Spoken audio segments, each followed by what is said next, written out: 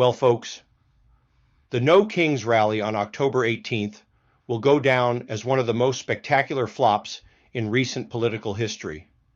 What was billed as a grassroots uprising turned out to be another phony, billionaire-funded AstroTurf operation, complete with aging hippies, bored trust fund activists, and enough resistance merchandise to make Etsy blush.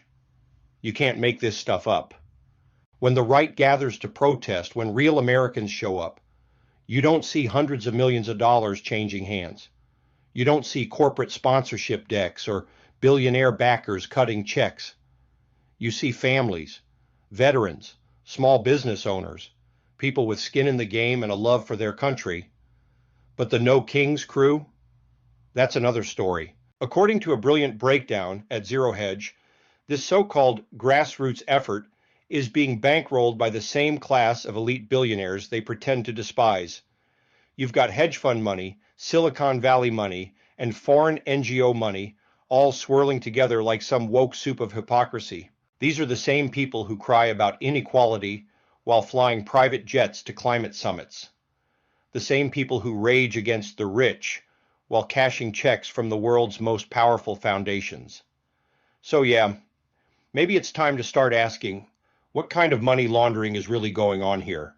Clearly, people are being paid to organize, participate, and maybe even run subversive ops behind the scenes. These spontaneous uprisings aren't spontaneous at all.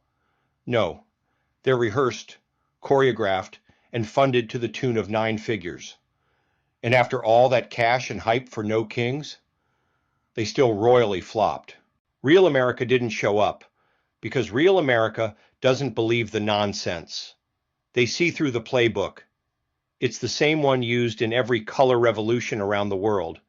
Stir chaos, claim oppression, demand regime change. Only problem? This is the United States of America, not a CIA experiment in Eastern Europe. Now, if there is a silver lining to the No Kings debacle, it's for advertisers. If your business sells yoga mats, soy candles, Ouija boards, or cat food subscriptions to silver-haired wine ants with no kids, this was your Super Bowl. You could have geo-targeted that protest and made a fortune. But for the rest of us, it's confirmation that the left's so-called movement is running on fumes and other people's money.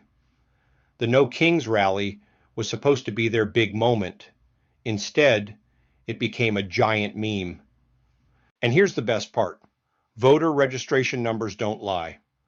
Real Americans who are fed up with the fakery are continuing to register as Republican voters in record numbers. That's right, the party of President Trump, RFK Jr., Tulsi Gabbard, Elon Musk, and so many other true patriots continues to gain in numbers over the rudderless Democrat Party. The No Kings crowd spent $100 million to prove what we already knew.